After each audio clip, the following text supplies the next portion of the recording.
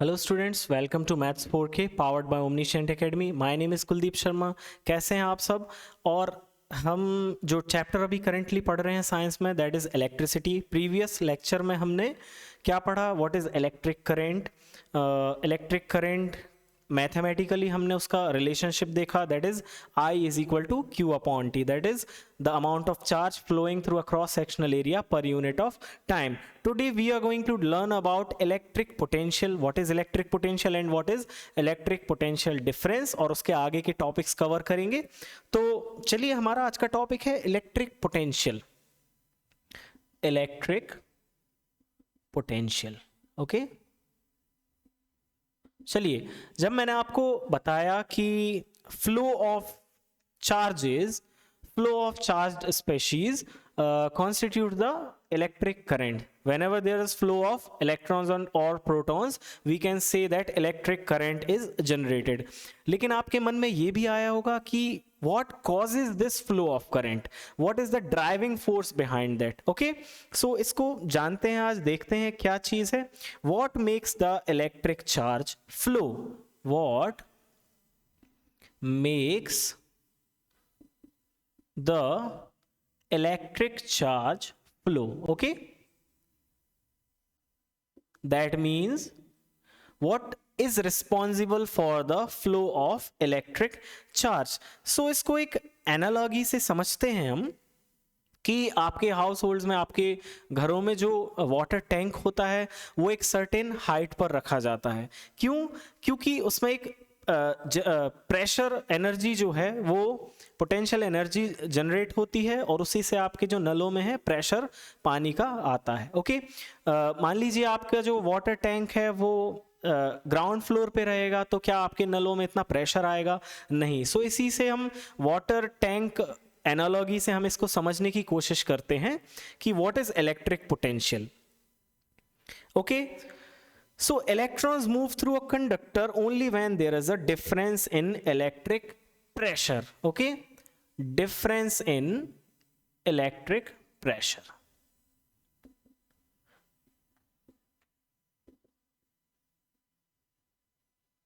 Difference in electric pressure. Whenever there is a difference in electric pressure, the electrons or the proton or the charged particles will flow, and this difference is called as potential difference. What?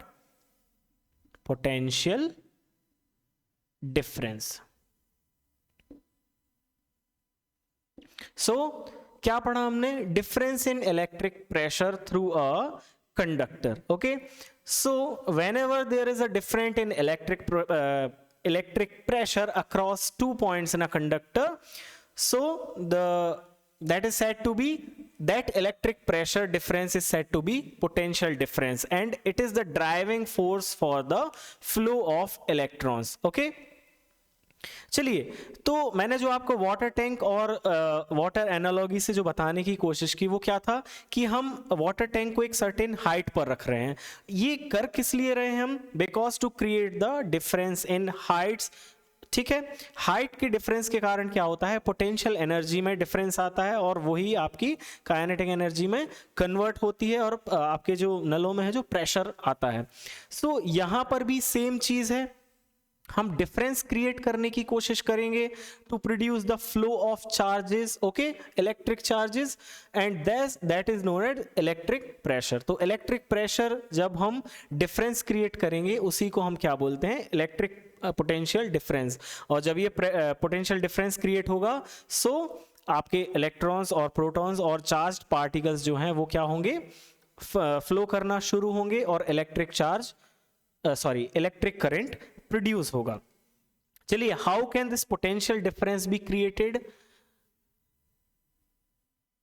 How can this, मैं इसको short form में लिख रहा हूं, potential difference be created. So answer for this is what? A cell or a battery. What? A cell or a battery.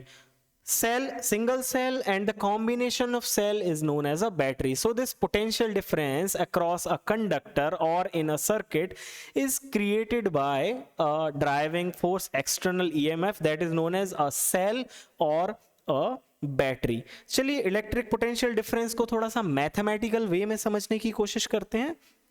Mathematically हम इसको कैसे बोल सकते हैं इलेक्ट्रिक पोटेंशियल डिफरेंस को?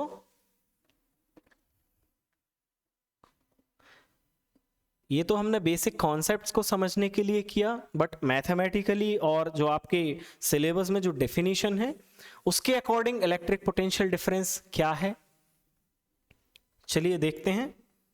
यहां पर अब क्या आ जाएगा, इलेक्ट्रिक पोटेंशियल डिफरेंस. चलिए so electric potential difference is defined as the work done to move a unit charge, work done to move a unit charge,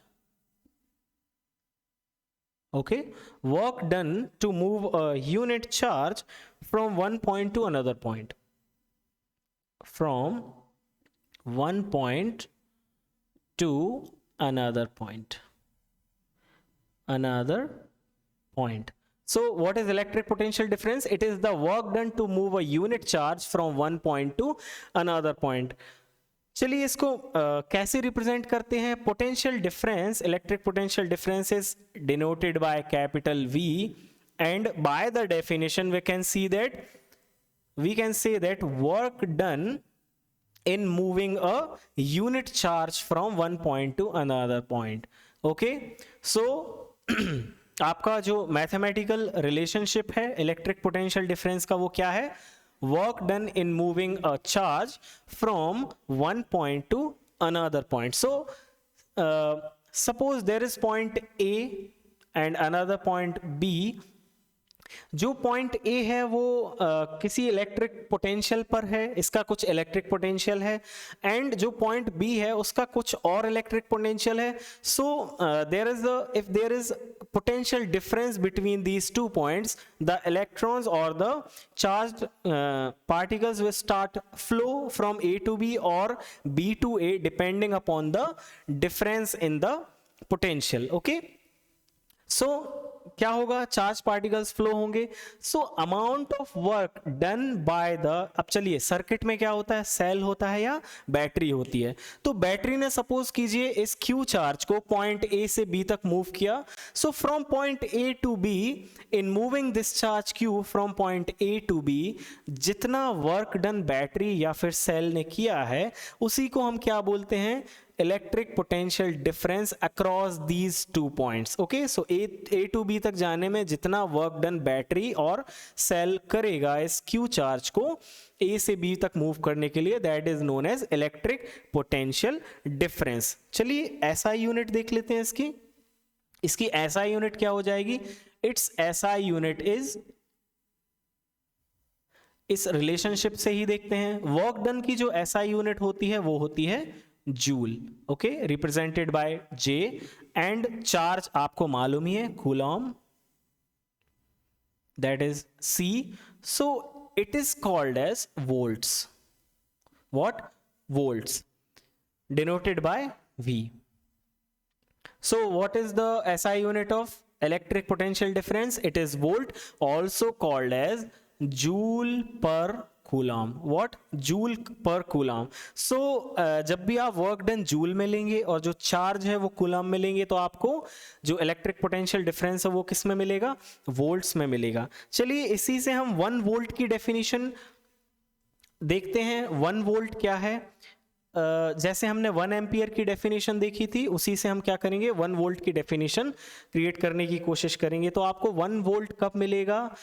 You can say that when 1 joule of work is done in moving 1 coulomb of charge, so the potential difference can be said 1 volt between those 2 points. Okay, so what is 1 volt?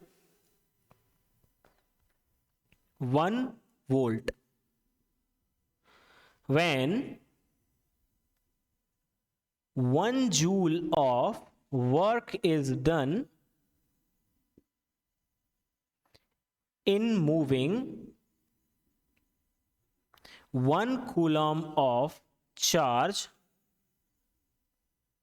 from one point to another point, from one point to another point. Okay, so क्या है आपका, when 1 joule of work is done in moving 1 coulomb of charge from one point to another point, then the potential difference is said to be 1 volt. ये definition जो है आपके board exam में आ सकती है, बहुत ही बेसिक सी डेफिनेशन है, 1 mark question में आपको पूछ सकता है व्हाट डिफाइन 1 वोल्ट. तो आप क्या लिखेंगे, when 1 joule of work is done in moving 1 coulomb of charge from one point to another point, then it is the potential difference is said to be 1 volt. It is measured by voltmeter. चलिए मैं इसको rough कर रहा हूं, आप video को pause करके इसको नोट कर सकते हैं.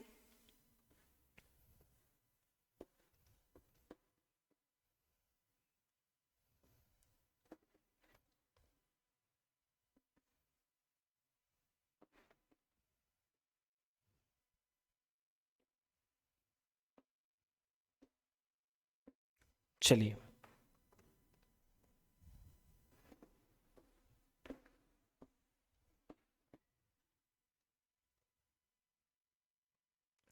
it is measured by the device which measures the electric potential difference is known as voltmeter. What? Voltmeter. And लिख देता हूं, device which measures potential difference. Okay, electric potential difference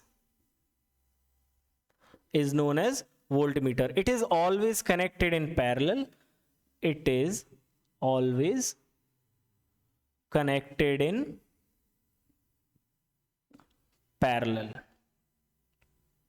Okay, it is always connected in parallel to the conductor or in the given circuit. चलिए मैं फिर से बोल रहा हूं कि वोल्टमीटर, इसका जो सिंबल है रिप्रेजेंट करने का, मैं और अच्छे से आपको सिंबल्स बताऊंगा कि कैसे इसको रिप्रेजेंट करते हैं. सर्किट में जब आप वोल्टमीटर को रिप्रेजेंट करेंगे तो उसको एक सर्कल के अंदर V और ऐसे उसको डिनोट करेंगे. So this is the symbol for voltmeter. The symbol for ammeter is what? A. बहुत ही सिंपल है और इसमें आपको पॉजिटिव नेगेटिव टर्मिनल्स देने पड़ेंगे. मैं कॉन्सेप्चुअली अच्छे से बताऊंगा कि ये पॉजिटिव नेगेटिव टर्मिनल्स का यूज़ क्या है और इनको, इनके साइन कन्वेंशंस क्या है, कैसे इनको लगाया जाता है सीरीज और पैरेलल में, अच्छे से बताऊंगा इसको. चलिए जो मैंने अभी आपको इलेक्ट्रिक पोटेंशियल डिफरेंस का जो रिलेशनशिप बताया उस पर बेस्ड एक न्यूमेरिकल कर लेते हैं. ठीक है, न्यूमेरिकल करके देखते हैं कि पोटेंशियल डिफरेंस पर कैसे क्वेश्चंस आ सकते हैं. चलिए मैं फिर से आपको पेज नंबर रेफर कर रहा हूं और क्वेश्चन नंबर आपको बता देता हूं. आप वहां से क्वेश्चन देख सकते हैं और जो गिवन वैल्यूज हैं मैं तो वो लिख ही दूंगा. So page number 202, page 202, example 12.2, example 12.2. अच्छा, पेज नंबर 202 एग्जाम्पल 12.2 क्या बोल रहा है? How much work is done in moving a charge of 2 coulomb. Question क्या बोल रहा है? How much work is done. Okay, how much work is done, that is we have to find the work done in moving a charge of 2 coulomb. Here Q is equal to 2 coulomb, जो कि SI unit में पहले से ही दिया हुआ है, across 2 points having a potential difference 12 volt. यहाँ पर आपको potential difference क्या दे दिया है? 12 volt दे दिया है. तो आपको क्या फाइंड करना है? वर्क डन फाइंड करना है. चलिए हमारा रिलेशनशिप क्या था? रिलेशनशिप था V is equal to W upon Q. यहां से हम वर्क डन निकाल सकते हैं. Work is equal to V into Q, that is equal to चलिए पोटेंशियल डिफरेंस क्या दिया है आपको, 12 वोल्ट दिया है और चार्ज आपको दिया है 2 coulomb. So when potential difference is in volts and charge is in coulomb, automatically जो आपका वर्क डन आएगा वो क्या आएगा, in joule. So that is equal to 24 joule. That is your answer. बहुत ही शॉर्ट आंसर. ओके, आप इसको नोट कर लीजिए, नोट करना चाहें तो. चलिए एक क्वेश्चन और है, उसको करके देख लेते हैं. पेज नंबर 202 का ही क्वेश्चन है. मैं इसको रफ कर देता हूं. पेज नंबर 202 का ही क्वेश्चन है और जो आपके इनबॉक्स जो क्वेश्चंस दिए होते हैं उसका जो है क्वेश्चन नंबर 3. ठीक है, एग्जाम्पल नहीं है अब, ये क्वेश्चन नंबर 3 जो आपके बॉक्स में दिया रहता है ब्लू इंक से. चलिए क्वेश्चन में रीड करता हूं. How much energy is given to each coulomb of charge passing through a 6 volt battery. How much energy, battery क्या दी है आपको, 6 वोल्ट. ओके, पोटेंशियल डिफरेंस क्या है बैटरी का, 6 वोल्ट है और वो पूछ रहा है how much energy is given to each coulomb of charge. Each coulomb of charge पूछने का मतलब है, बोलने का मतलब है each coulomb means charge is here 1 coulomb. Okay, and how much energy is given. Now आपने 9th क्लास में वर्क एनर्जी पावर चैप्टर पढ़ा है, वहां से आपने देखा कि वर्क की जो ऐसा यूनिट होती है वो भी जूल में ही मेजर की जाती है और जो एनर्जी की यूनिट होती है वो भी इन जूल्स ही होती है. So in this question that energy which is asked in the question can be treated as work done. Okay, क्योंकि दोनों की जो यूनिट क्या है वो इन जूल्स है. सो सिंपली हमें यहाँ पर क्या निकालना है, वर्क डन निकालना है. And work done is equal to V into Q. Okay, that is equal to आपको 6 वोल्ट दिया ही है ऑलरेडी और Q जो है आपका 1 कूलॉम है. सो इस रिलेशनशिप से क्या आ गया आपका आंसर, 6 जूल. सो आप आंसर में क्या लिखेंगे, 6 joule of energy is given to each coulomb of charge passing through the 6 volt battery. That is your answer. चलिए इसमें इनबॉक्स 2 क्वेश्चन और हैं. Name a device which helps to maintain a potential difference across a conductor. So the device is, मैंने जैसा कि आपको बताया, the device which helps to maintain the potential difference is what, EMF or cell or a battery. Cell is the single unit and many units of cell are combined to form a battery. So cell or battery helps to maintain the potential difference across a conductor.